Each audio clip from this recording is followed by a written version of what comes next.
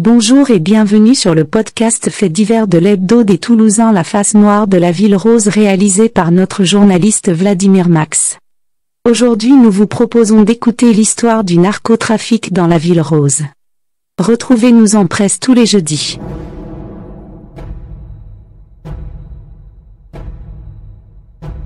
Le véhicule Cupra Formentor de Wissam Bey, 33 ans surnommé le Guet, a été criblé de balles de 9 mm samedi 4 mai 2024 sur le parking de la discothèque L'Étoile à Toulouse. La ville rose fait face, depuis quelques années maintenant, à une multiplication des règlements de comptes sanglants sur fond de trafic de drogue. Une situation qui rappelle celle à laquelle les habitants de la cité phocéenne sont régulièrement confrontés. Mais pourquoi un tel changement ? Pour comprendre, il faut remonter à la fin des années 90, début des années 2000. En effet, à cette époque, la crise du shit faisait rage. Il y avait de moins en moins d'entrées de drogue dans le sud de la France et ce gros problème d'approvisionnement faisait grimper les prix. À court de liquidités, des équipes de Toulousains installées en Espagne mais aussi le milieu méditerranéen cherchaient à s'associer dans des affaires et donc se rapprocher du milieu de la nuit et des discothèques. La ville rose est d'autant plus tentante que c'est une ville ouverte, qui n'est pas tenue par des clans à cette époque. Si les approches auprès des patrons de discothèques ne marchent pas, on les met à l'amende en mettant le feu aux établissements. C'est comme cela qu'à la fin des années 90 de nombreuses discothèques de la ville rose sont parties en fumée, comme le Charleston ou bien le Retro Palace ou encore la discothèque le Tropicana, rendu célèbre par le légendaire groupe Gold.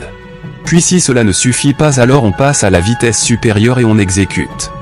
Début des années 2000, le corps du patron du Tropicana, Mohamed Boumaza, 36 ans, est retrouvé dans le coffre d'une voiture incendiée à la forêt de Buzet.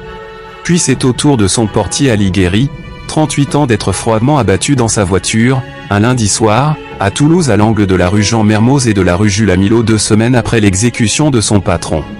Ces 2 exécutions seront le point de départ de la guerre du narcotrafic à Toulouse.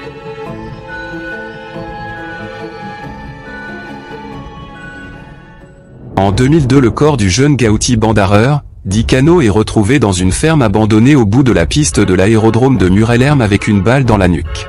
Un véhicule volé, qui semble être celui des tueurs, est retrouvé à Pain-Juste-Arrêt entièrement brûlé.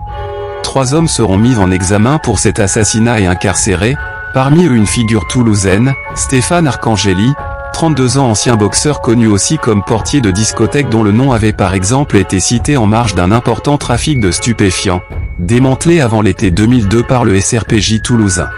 En décembre 2012, c'est au tour d'un portier de discothèque d'être éliminé de 22 balles, dont 2 dans la tête, au fusil d'assaut peu après 1 h du matin sur le parking d'une station-service du quartier des Arènes Romaines face à l'hôpital Purpan.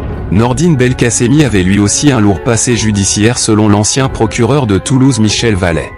Il était connu pour des faits de trafic de stupéfiants, des violences ou encore des délits financiers. Contrat venu de Marseille ? Vengeance ? Différend commercial ? Les pistes ne manquent pas. En juin 2015, à 8 h du matin, bloqué dans la circulation à un feu rouge à l'Union dans la banlieue toulousaine, un homme de 44 ans est abattu au volant de sa camionnette par 2 hommes en scooter. Il s'agit de Stéphane Arcangeli, qui venait de sortir de prison pour le meurtre de Gaouti Bandareur. Après 11 ans passés derrière les barreaux de la centrale de Lannemezan et sous bracelet électronique, son nom était réapparu sur les radars des services d'enquête avec la mort de Nordine Belkacemi. En effet, à l'époque, Arcangeli préparait sa sortie de détention et avait été vu lors d'une permission du côté du Room 157, discothèque où Belkacemi assurait la sécurité. Coïncidence ? Toujours la même réponse du côté de la juridiction interrégionale spécialisée de Bordeaux, des affaires complexes et sensibles. Car l'omerta plane sur ces affaires, mais des soupçons existent.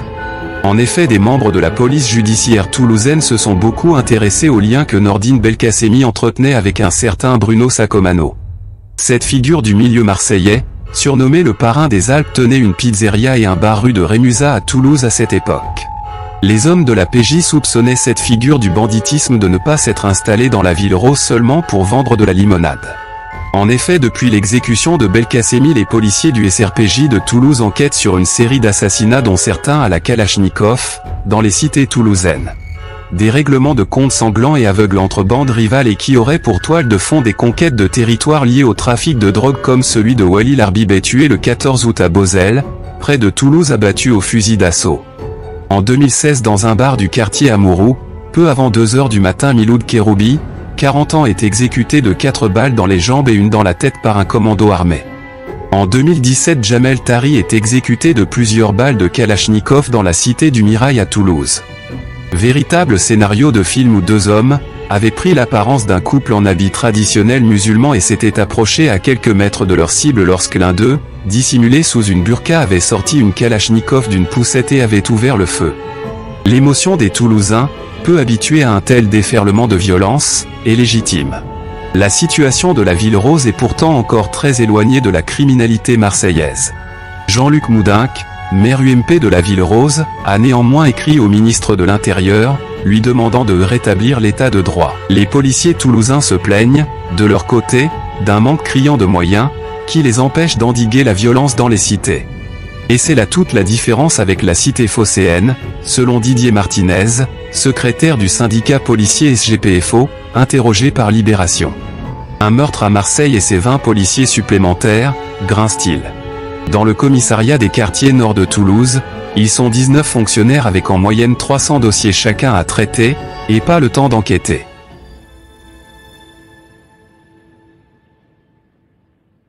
Vous venez d'écouter Narcotrafic à Toulouse, la face noire de la Ville Rose, le podcast des faits divers, le l'hebdo des Toulousains.